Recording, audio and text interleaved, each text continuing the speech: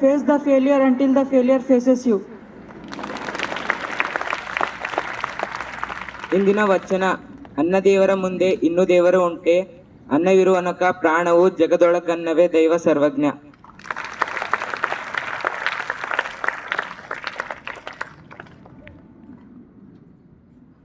ಎಲ್ಲರಿಗೂ ಮುಂಜಾನೆಯ ಶುಭಾಶಯಗಳು. ನಾನಿವತ್ತು ಒಂದು ವಚನ ಹೇಳ್ತೀನಿ ಮತ್ತು ಆಮೇಲೆ ಸಾರಾಂಶ ಹೇಳ್ತೀನಿ. ನುಡಿದರೆ ಮುತ್ತಿನ ಹಾರ. ಓಂ ಶ್ರೀ ಗುರು ಬಸವ ಲಿಂಗಾಯ ನಮಃ. ನುಡಿದರೆ ಮುತ್ತಿನ ಹಾರದಂತಿರಬೇಕು, ನುಡಿದರೆ ಮಾಣಿಕ್ಯದ ದೀಪ್ತಿಯಂತಿರಬೇಕು, ನುಡಿದರೆ ಸ್ಫಟಿಕದ ಸಲಾಖೆಯಂತಿರಬೇಕು, ನುಡಿದರೆ ಲಿಂಗವು ಮೆಚ್ಚಿ ಹೌದೌದೆನ್ನುತ್ತಿರಬೇಕು, ನುಡಿ ಒಳಗಾಗಿ ನಡೆಯುತ್ತಿದ್ದರೆ ನಮ್ಮ ಕೂಡಲ ಸಂಗಮ ದೇವ ಒಲಿಯುವನಂತಿರಬೇಕು.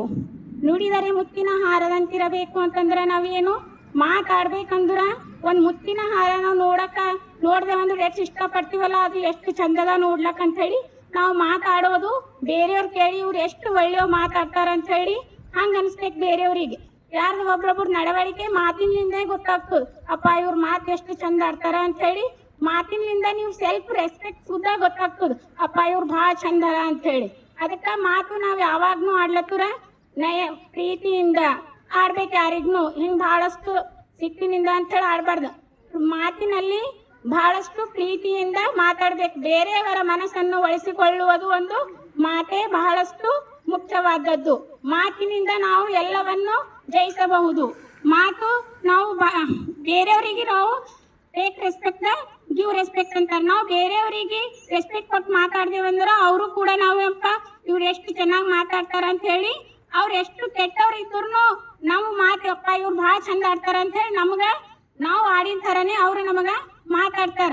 ಅದಕ್ಕೆ ವಿದ್ಯಾರ್ಥಿಗಳು ನಾ ಹೇಳೋದೇನಂದ್ರ, ಈಗ ಯಾರೇ ಶಿಕ್ಷಕರು ಹೊಡೆದ್ರು ಕೂಡ ಮುಖ ಅದನ್ನು ಊದಿಸ್ಬಾರ್ದು. ಯಾಕಂತಂದ್ರೆ ನೀವು ಒಳ್ಳೆಗೋಸ್ಕರನೇ ಹೊಡಿತಾರ.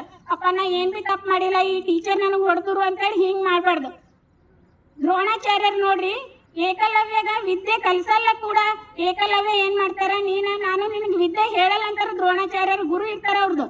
ಆದ್ರೂ ಏಕಲವ್ಯ ಏನ್ ಮಾಡ್ತಾರ, ಆ ಗುರುವಿನಲ್ಲಿ ಬಹಳಷ್ಟು ಭಕ್ತಿ ಇರ್ತದ ಆ ಶಿಷ್ಯಗ.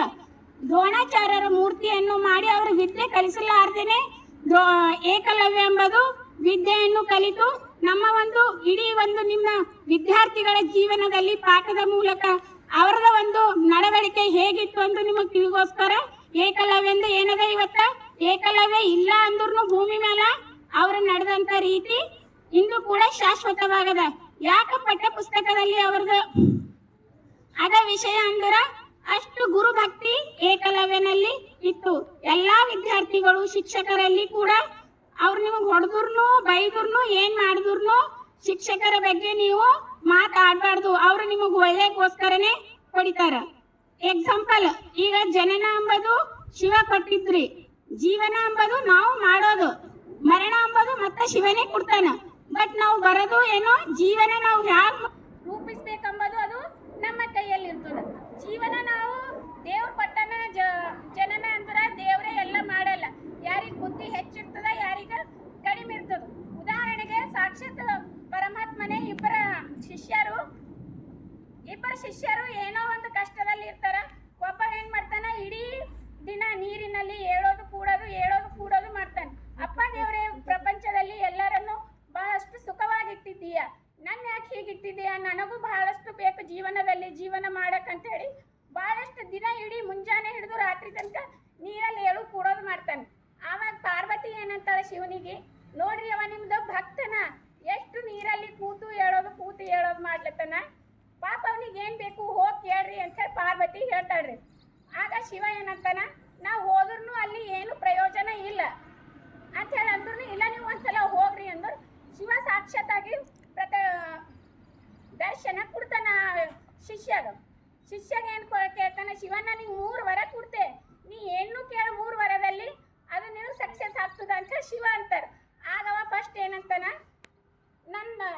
ನಂದು ಮಗ ಅಂಬದು ಬಂಗಾರ ಮುತ್ತಿ ಅಡಿ ಅಂತ ಹೇಳಿ ಕೇಳ್ತಾನೆ. ಆಗ ಮಗ ಏನಾಯ್ತಾನ, ಬಂಗಾರ ಮುತ್ತಿ ಐತನ್ರಿ.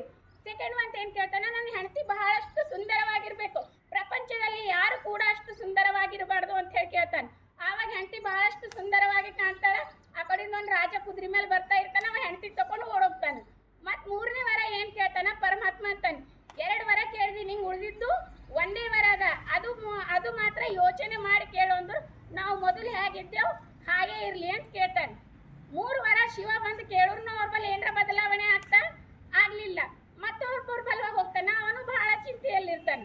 ಶಿವ ಅಂತಾನ ನನಗೆ ಒಂದೇ ವಾರ ಕೇಳ್ತೆ ನೀ ಕೇಳಂತಾನ. ಆದ್ರೆ ಅವ ಏನಂತಾನ, ನನಗೆ ಬಹಳಷ್ಟು ದುಃಖ ಅದ, ನಾ ಬಹಳಷ್ಟು ನಿನಗೆ ಹೇಳ್ಕೋಬೇಕು, ನೀ ಎಷ್ಟು ಹೇಳ್ಕೊಂಡ್ರು ನಾ ಒಂದೇ ಹೇಳ್ತೆ ಅಂತ ಶಿವ ಅಂತಾನೆ.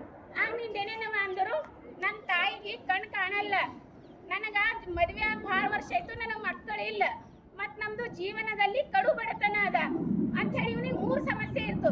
ಇಲ್ಲ ನೀ ಒಂದೇ ಕೊಡ್ತೇನೆ, ನನಗೆ 3 ಕೊಡೋಕ್ಕಾಗಲ್ಲ, ನೀನು ಒಂದೇ ಕೇಳು ಅಂತಾನೆ ಶಿವ. ಆಗವ ಮನೆಗೆ ಬರ್ತಾನ, ತಾಯಿ ಹತ್ರ ಕೇಳ್ತಾನ, ಅಮ್ಮ ನನಗೆ ಹಿಂಗೆ ಶಿವ ಕೇಳ್ಯಾರ, ನಾ ಏನು ಕೇಳಂದ್ರೆ, ಮಗ ನಾವು ಹುಟ್ಟಿದ್ದು ನಾನೇನು ಹುಟ್ಟಿಸಿದೆವು, ಬಟ್ ನಿನ್ನ ಮುಖ ಕೂಡ ನೋಡಿಲ್ಲ, ಪ್ರಪಂಚ ಹೇಗದ ಅಂತ ಹೇಳಿ ನನಗೆ ಗೊತ್ತಿಲ್ಲ, ನನಗೆ ಕಣ್ಣು ಬರಲಿ ಅಂತ ಹೇಳಿ ಕೇಳು ಅಂತ ಹೇಳಿ ತಾಯಿ ಅಂತಾಳ. ಆಗ ಹೆಂಡತಿ ಹತ್ರ ಹೋಗ್ತಾಳೆ. ಹೆಂಡತಿ ಅಂತಾಳ, ನಮಗೆ ಮಕ್ಕಳು ಇವತ್ತಿಲ್ಲ ನಾಳೆ ಆಗ್ಬೋದು, ನಾವು ಶ್ರೀಮಂತರಾಗ್ಲಿ ಅಂತ ಹೇಳಿ ಕೇಳ್ರಿ ಅಂತ ಹೇಳಿ ಹೆಂಡತಿ ಅಂತಾಳೆ. ಆಗ ಗಂಡ ಯೋಚನೆ ಮಾಡಿ ಶಿವನಲ್ಲಿ ಬಂದು ಏನು ಕೇಳ್ತಾನೆ ಅಂತಂದ್ರೆ, ನನ್ನ ಮಗನು ಬಂಗಾರ ತೊಟ್ಟಿಲಲ್ಲಿ ಆಡುವುದನ್ನು ನನ್ನ ತಾಯಿಯನ್ನು ಕಣ್ಣಾರೆ ನೋಡಬೇಕು ಅಂತ ಹೇಳಿ ಕೇಳ್ತಾನೆ. ಆವಾಗ ನೋಡ್ರಿ, ಒಂದೇ ವಾರ ಶಿವ ಕೇಳಂದ್ರು ಇವ ಭಕ್ತಿ ಏನ್ ಮಾಡ್ತಾನ, 3 ವಾರ ಫಲಿಸ್ಕೊಂಡನು. ಅವನಿಗೆ 3 ವಾರ ಕೇಳಂದ್ರು ನಾವು ಒಂದು ಕೂಡ ಫಲಿಸ್ಕೊಂಡಿಲ್ಲ. ಅದಕ್ಕೆ ನಮ್ಮ ತಿಳುವಳಿಕೆ, ನಮ್ಮ ಜ್ಞಾನ, ನಾವು ಬಹಳಷ್ಟು ಕಷ್ಟಪಟ್ಟರೆ ನಮ್ಮ ಜ್ಞಾನವನ್ನು ಹೆಚ್ಚಾಗ್ತದೆ. ಒಂದೇ ವಾರ ನನ್ನ ಮಗನು ಬಂಗಾರ ತೊಟ್ಟಿಲಲ್ಲಿ ಆಡುವುದನ್ನು ನನ್ನ ತಾಯಿ ಕಣ್ಣಾರೆ ನೋಡಬೇಕು. ತಾಯಿಗೆ ಕಣ್ಣು ಬಂದು ಬಂಗಾರ ತೊಟ್ಟಿಲು ಬಂತಂದ್ರು ಶ್ರೀಮಂತ ಅದನು, ಮಗನು ಹುಟ್ಟನು. ಒಂದೇ ವಾರದಲ್ಲಿ 3 ಸಕ್ಸಸ್ ಮಾಡ್ಕೊಂಡನು. 3 ವಾರ ಕೇಳಿದ್ರು ಅವ ಸಕ್ಸಸ್ ಆಗ್ಲಿಲ್ಲ. ಅದಕ್ಕೆ ಎಲ್ಲರ